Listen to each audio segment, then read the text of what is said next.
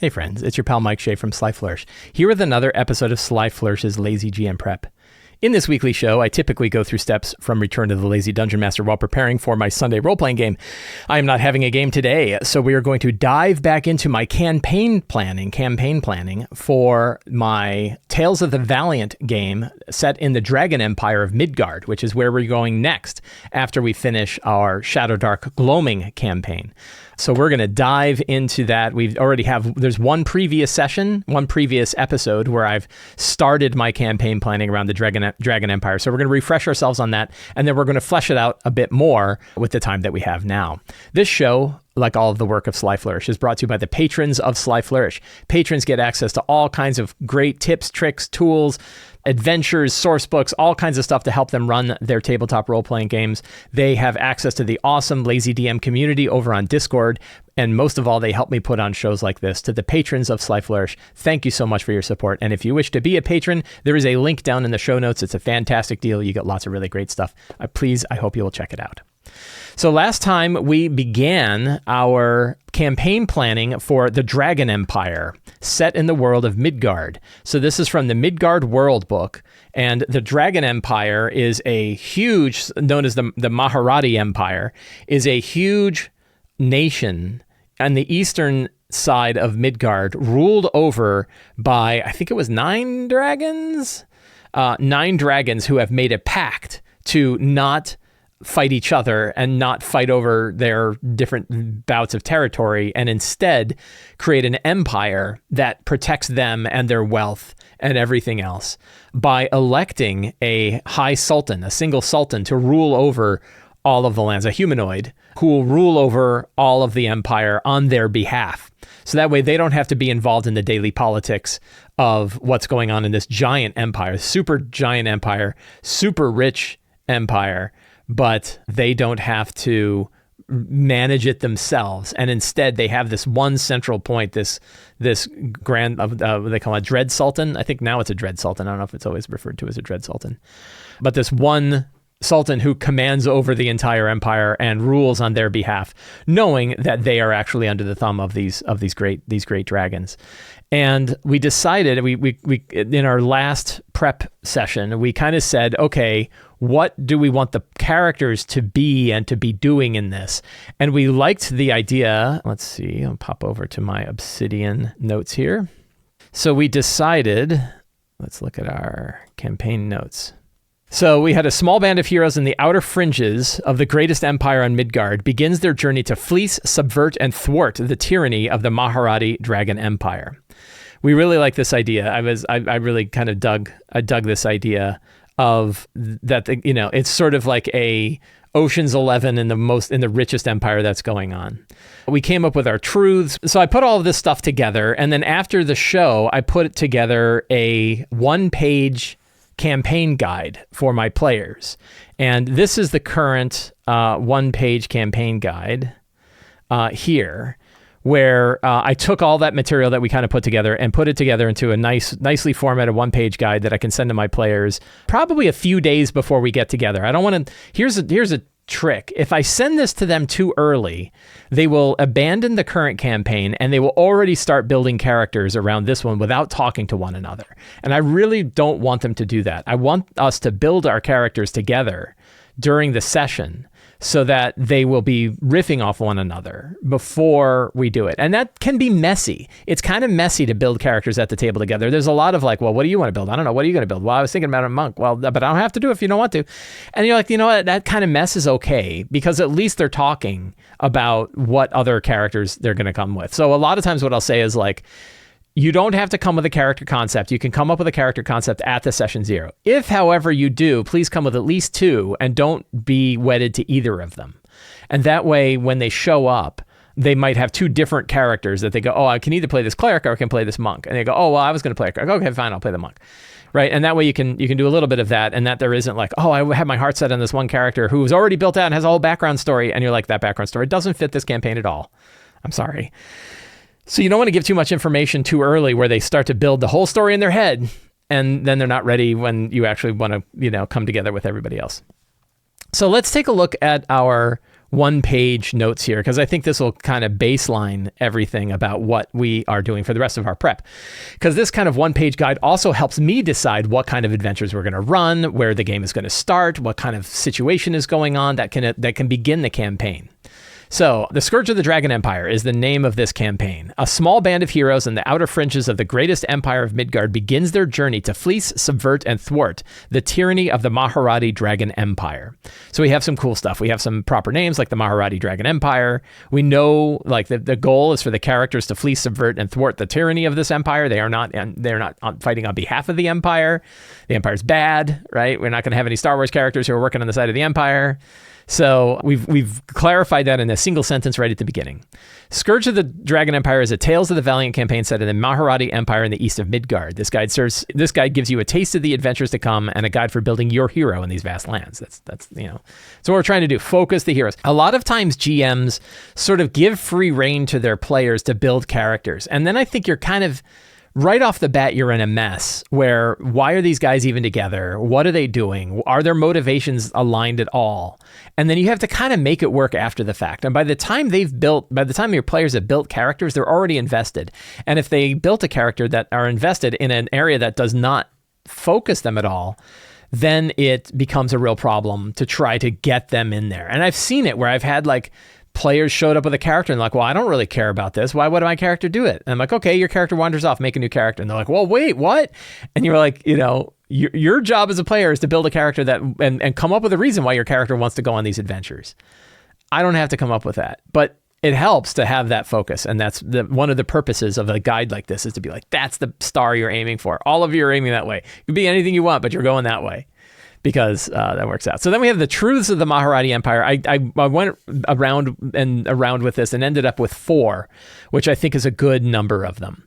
Those who reside within the Dragon Empire live knowing the following truths, lest they become bones bleached under the red sun. That's fun. A little bit of flavor there. 9 dragons rule the Maharati Empire. 400 years ago, the ancient red dragon Maharat created a pact among neighboring dragons, an alliance forging the Maharati Empire. Today, 9 dragon lords rule over the empire, stretching thousands of miles. The dragon lords remain mostly in seclusion, leaving the Sultan to manage the empire as their titanic treasures grow ever more vast. I think I took that right out of the book. A single sultan rules as their puppet. The dragon lords stay out of the day-to-day activities, leaving a single sultan or sultana in charge. The current dragon-born dread sultan Zmir al-Stragul deposed his predecessor, the human sultana Kazmara Azbahir, who fled for her life and is rumored to be hiding in the western 7 cities. I could probably, what I'm going to do while we're talking is I'm going to edit this a little bit. This is a great time for me to tweak this while we go. So I'm going to pull up my, campaign materials, and this is my Dragon Empire, and I'm going to pull up my notes. Because anything I can do to trim this down a little bit, I would love to do. I'd love to remove as many words as possible. So the fact that the Sultana is rumored to be hiding in the western 7 cities is not relevant now.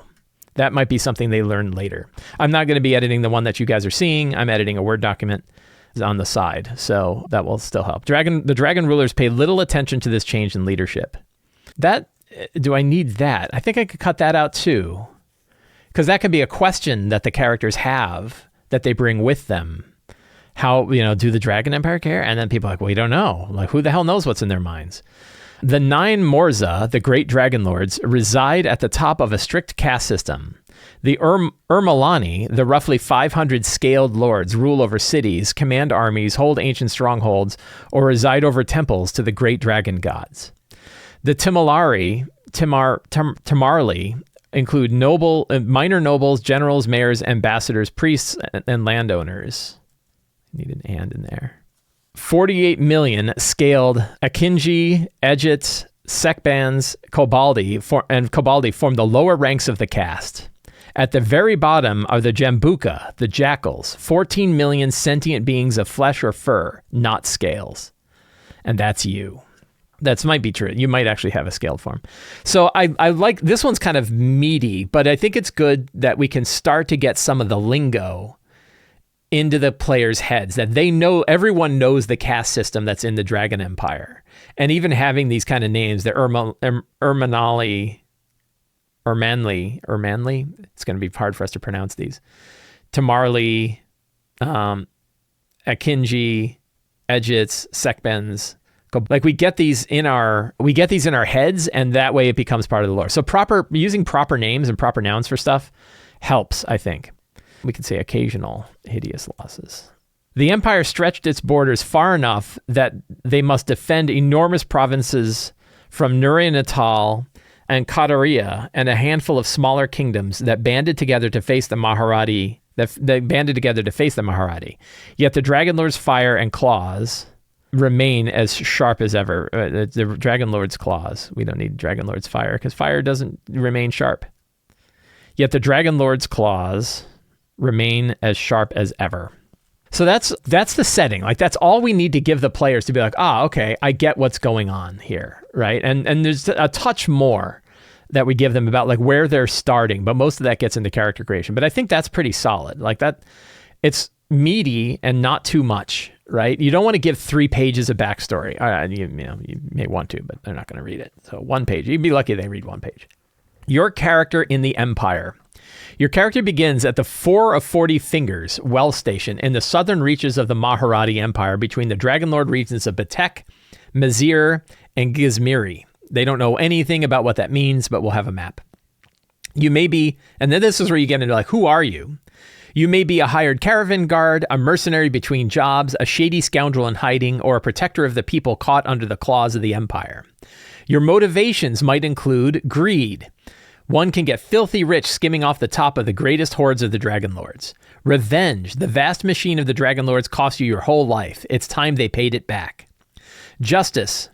For too long, people of the Empire suffered under the tyranny of the Dragon Lords. Peace. So many tens of thousands died under the scourge of the Thimilari War Masters. It must end. So, right up front, we're talking about this. And I was talking with Michelle today about this. And one of the interesting things is about alignments.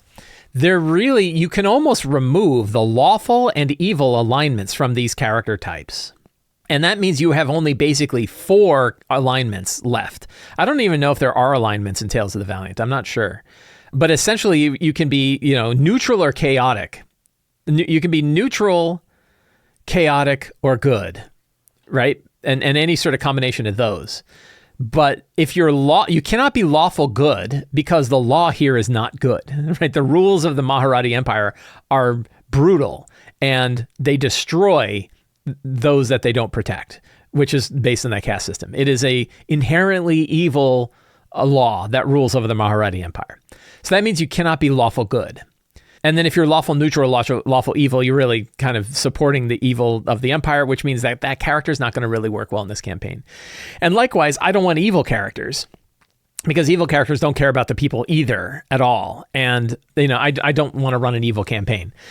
Now, you can be chaotic neutral and be out for yourself, right? That's different. And if you're out for revenge, you could be chaotic good, as in like, I'm out for justice and peace, our good chaotic good.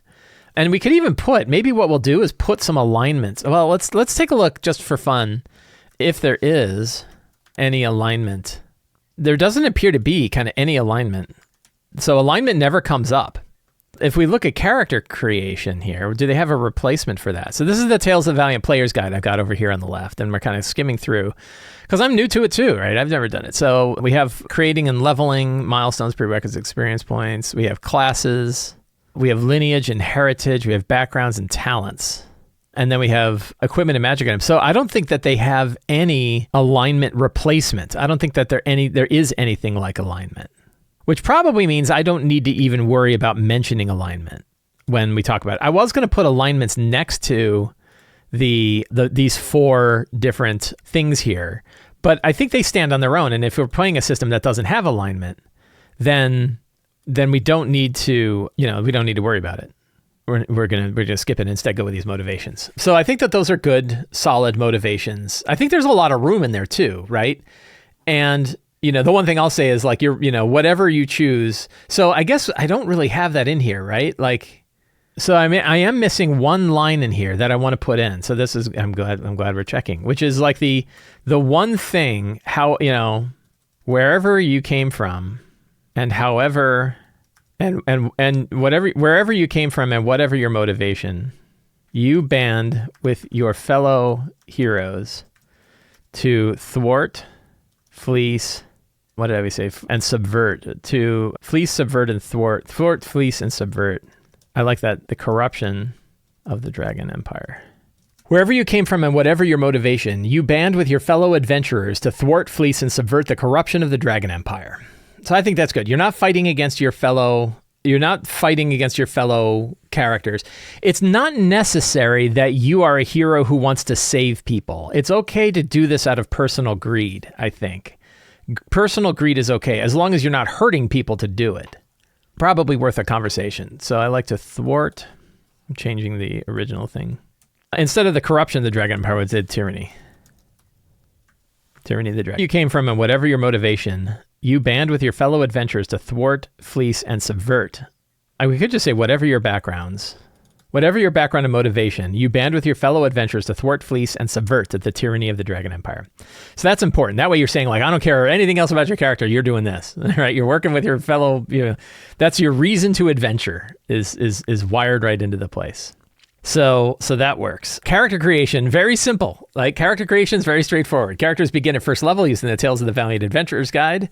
Bang. I think it's Player's Guide. I think I messed that up, right? I think it's called the Player's Guide. It is called the Player's Guide, so not Adventurer's Guide.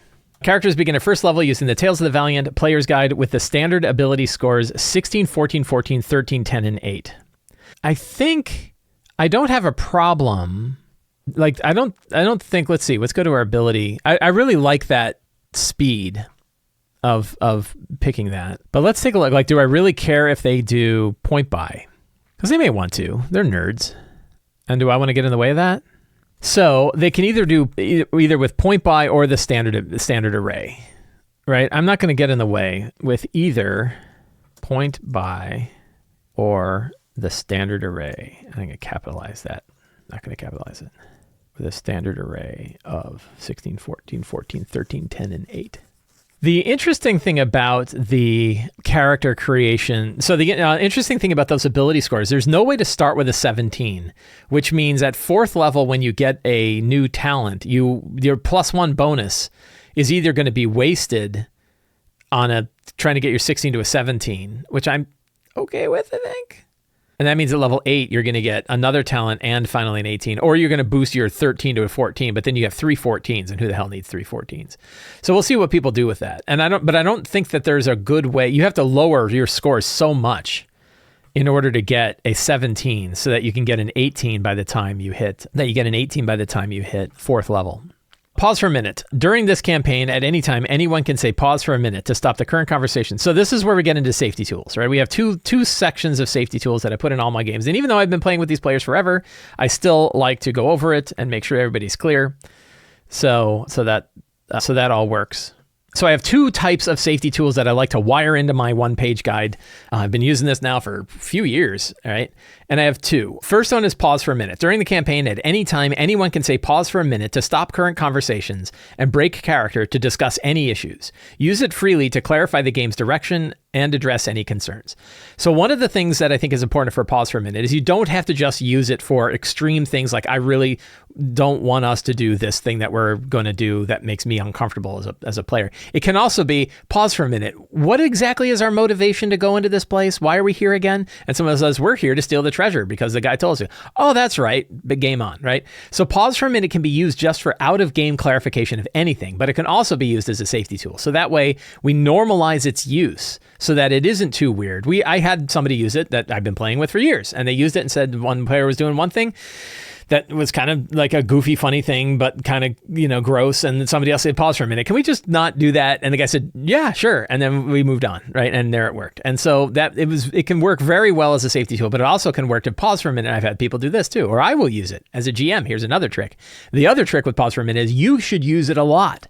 So anytime you can see like a conflict going between players and you're not 100% sure if it's a player conflict or a character conflict, you can say, pause for a minute. As players, how do you feel about this? And they might go, oh, as a player, I'm totally good with it. And you go, okay. And it's just character that, yeah, okay, game on, right? And then they go back and then they can argue as characters. But that way, even because it can bleed over, right? When you're role-playing a character, your emotions as that character can bleed over into your real-life emotions. And this is a way to just say, hey, let's just make sure those two things are separate so that your character can be really upset about something you don't So pause for a minute, very, very valuable.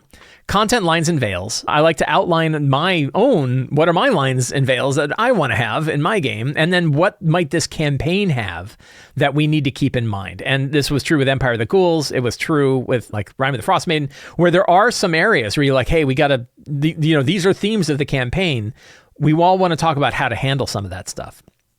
And, so I said, this campaign includes racism and classism by evil NPCs. Good aligned characters, including your own PCs, do not hold these racist ideals. So we're going to say good and neutral. Or I think because we don't have alignment. So when I say our heroes, the characters, well, what are we going to say? I guess we're okay with that. Good and neutral aligned characters, including your own PCs, do not hold these racist ideals. So I don't want racist characters. Right? I don't want characters who are like, oh, I hate furry people, right? No, we're not going to have any of that in there. So you guys are cool, but recognizing that the Dragon Empire, as you can see from the strict caste system that exists, the scaled folks think that the non-scaled folks are jackals. That's kind of a theme to it, but I don't want that to bleed into the characters. So we have to kind of make sure like that's the line is, right, that you will, the campaign's likely to include this. And I'm not going to like overdo it, but there's going to be racism and classism by evil NPCs in this group, and that's what you're fighting against. Extreme violence, slavery, torture, and consensual sexual contact would be veiled off screen. So that's veiled, right? This campaign will not include, these are the lines, non-consensual sexual contact or harassment, PC-initiated torture, character-driven racism. I should change this to PC, because I think they use the term PC throughout. PC is used throughout Tales of the Valiant. They stuck with PC, where like 5th edition original style was always character. Campaign will not include non-consensual sexual contact or harassment, PC-initiated torture, PC-driven racism, violence towards domesticated animals, violence towards children, misogyny, transphobia, homophobia, death by exposure on the sea, or non-consensual PC on PC violence, theft, or betrayal. You'll note that like one of those is different than the others. Right? The death by exposure on the sea. I had a player who said, hey, I have a thing about that. Can we not do that? And I said, yes, bang. So it's already in there because we already know that we don't want that. And things like violence towards domesticated animals came up in a game and it was very upsetting. And so we got rid of it and I don't need it. So it's gone. So those are, and we can even say this, lines. I think we will put it in order. So we have lines. So I think that makes it pretty clear. And that's the touchy subject of racism and classism. It's part of the campaign. I feel like our players are mature enough to handle this, but I think like during the session 0, I have to say like, this is in here. Let's make sure we're on the right side of that, right? Let's make sure let's make sure we're on the good side of this. So now I've stuck my 1-pager here in the notes. So what else? Okay. So I've talked through the whole 1-pager, which is great. And then the next question is, what is the first session going to be like? So what I want to do is come up with a new note here, and we're going to call this our session 0 checklist. So these are the things that I need to do when we're running our sessions. So this is sort of like my, it's not quite the 8 steps. It might be. We might come up with that. And when I do so, though, I'll do that on the day where we're actually doing it. We're coming up with the session itself. But I want to have some idea of like, what are the things that we need to do? So some of the things that I need to do are give access to Tales of the Valiant material ahead of time. And so there's a few different ways I can do it. The Google Drive view of the player's guide PDF, the link to the Black Flag PDF, an accounts and access to the TOV player's guide to Tales of the Valiant through Shard, right? I have access through Shard. So I need to, when I send them an email, I'm going to send them an email with all of this stuff in it. So this is really before the session, not a bullet. Send out the 1-pager. During this session, so go over the 1-pager, build characters together, probably describe. Well, let's see. We probably want our strong start, right? In the 4 or 40 fingers. Describe the 4 or 40 fingers. And then our first adventure. Is there anything else that we need to do during the session 0? We can take a look at return And we have a thing about we have a chapter on this. So running a session 0. So describe the world, not a typical gaming session. Describing the world in the campaign hook, that is really from that guide. Managing the expectations, we talked about that. Tying the characters together. So we can put that in our list if we want. And we have factions, right? So tying the characters to factions or NPC together to tie. Well, we'll want to describe our factions. So we need to know some of those initial factions. I think we had some ideas for that. Then our guide for characters towards cooperative adventures and our session guide as well. So we have a few things that we want to do there. So then let's talk about our factions. I had an idea about this too. I had an idea about the factions. So here's my campaign notes. So we have some fronts, but I haven't. So here are the group patrons, right? We have, and look, I put alignments next to them, but we probably don't need to have alignments. The local elder / rebel leader is Master Kiprak. Oh, then we have 2 others. So one of the fun things I was considering is that one of the factions that operates out of the 440 Fingers is the actual Hand of Nakresh, which is a cult from Demon Cults and Secret Societies. Let's take a look. So this is Demon Cults and Secret Societies. Fantastic book by Kobold Press. I really love it. I've used it a lot. And because you can imagine, because it's about cults. And Hand of Nakresh is one of the cults. Now, what's interesting is I really feel like the Hand of Nakresh, who are all like thieves, actually can be a good character faction instead of being evildoers.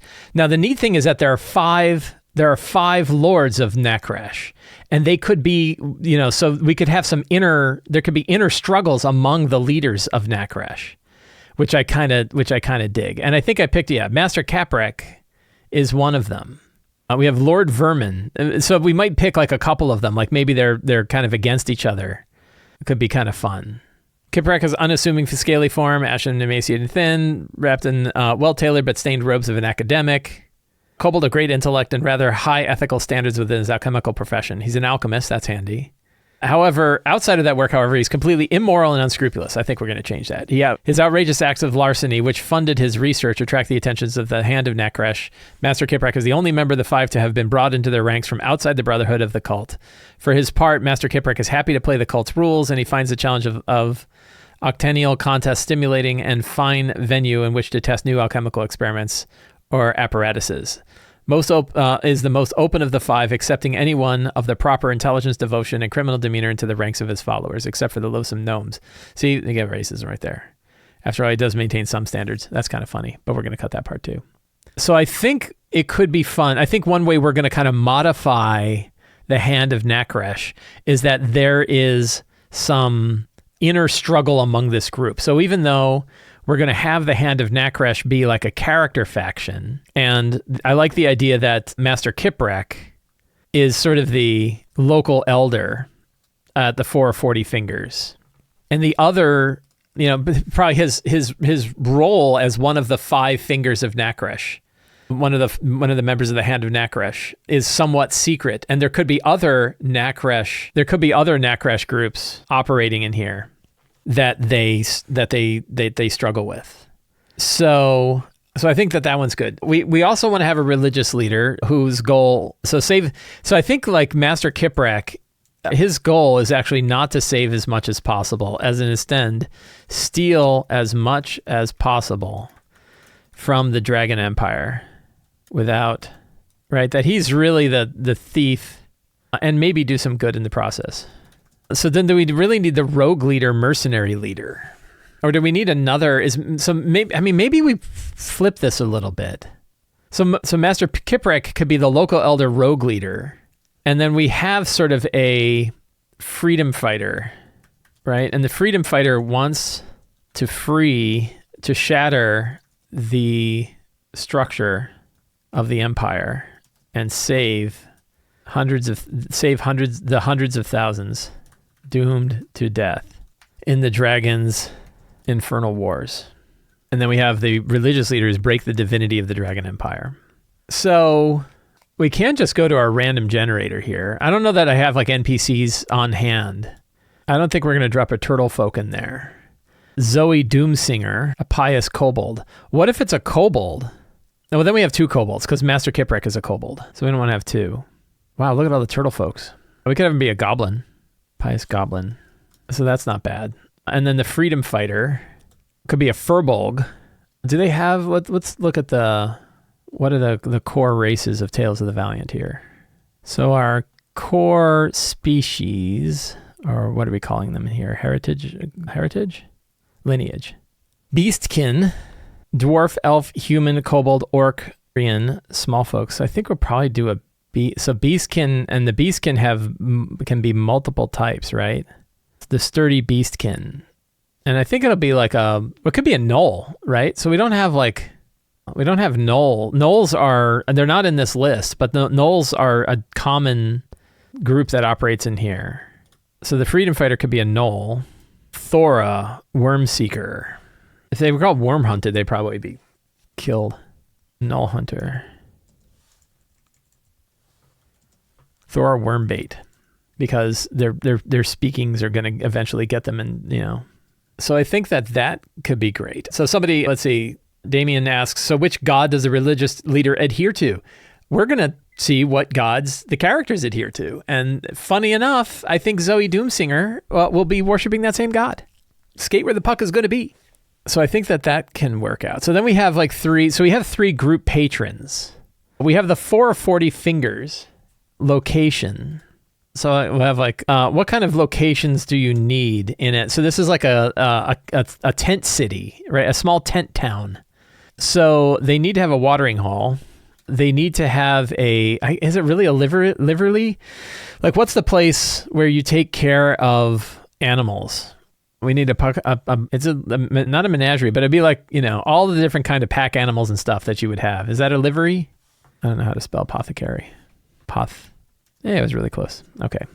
So we have a watering hole, we have a livery, we have an apothecary, we have a mercenary company who operates out of here. We have several dining tents, and we'll have to come up with some names for those. Mostly they'll be separated up by vegetarian. What? Oh, look at that. A caravansary. Thank you, Scipio. That's fantastic. The place where people can rest and sleep. Cool. That's a name. I got to look that up on the internet. An inn in some Eastern countries is a large courtyard that provides accommodations for caravans. Perfect. Very cool. Good pickup. A smithy and an armory. So we probably need, one thing we have to think about is, because I think we have our factions, but which of so we have the faction tent, right? And we're going to have to fill that out. But we already kind of looked into which regions. Oh, because we looked at it in our one-page guide. So let's have another quick look here. So Batek, Mizar, and Gizmiri are the 3 locations.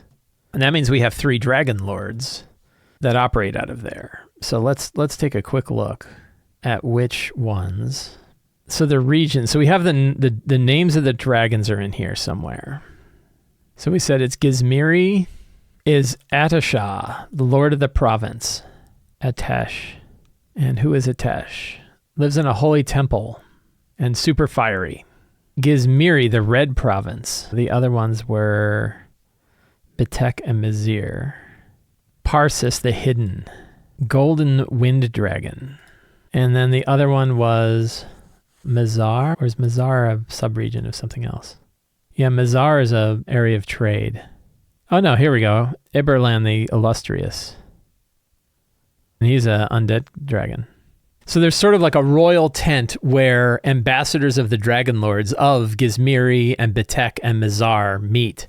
And I think one of the neat things about this will be that because this outpost sort of sits between multiple locations, no one Dragon Lord rules over that one spot, right? That multiple, and that is a fun source of strife, a fun source of friction that can occur.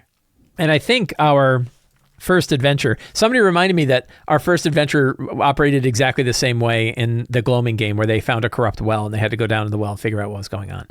I like corrupt wells. I guess it's a good shtick, and we'll see if my players remember. A couple of them are super sharp for that kind of thing, so they might.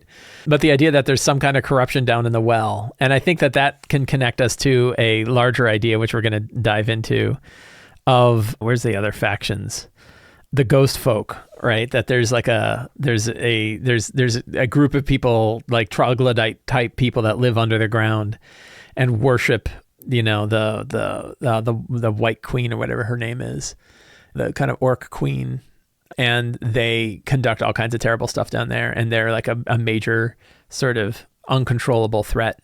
I think that could be a really fun faction that they then face, and then realize that they've made some kind of, the idea of like, hey, you've got a well and there's caves underneath the well, and they go down there and they find out that there's a band of these of the ghost folk. We'll call them the ghost walkers. That sounds kind of cool. Now we have dust walkers, so I don't know. We'll come up with another name for them. And they go down there and find out that they have created some kind of sacrilegious altar with all kinds of like dead, diseased bodies that has infected the nearby waters and caused the waters to go sour. I think that would be kind of a fun kind of initial quest. And then we can get into all the rest. So I think we've got, we've gone some steps further. We looked at we did a little bit of editing in our 1-page guide, which I think is great. And I feel like I've got enough now to run the first session or two, right? I think I've got enough to get started with the campaign.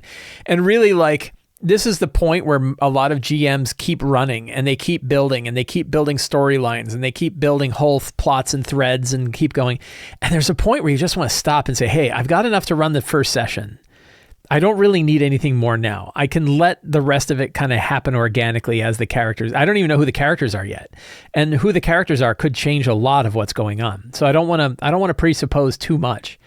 But I think I've got enough to kind of get started. And there's certainly more I could do, and there's more that I would want to do when I actually probably will have another episode right before I do my session 0, where we can dive into this more and name some of these places and stuff like that. Friends, I want to thank all of you for hanging out with me today while we dug into my new campaign. I'm really excited for this one. I think it's going to be a lot of fun. I love every campaign, but I always like getting excited about new ones.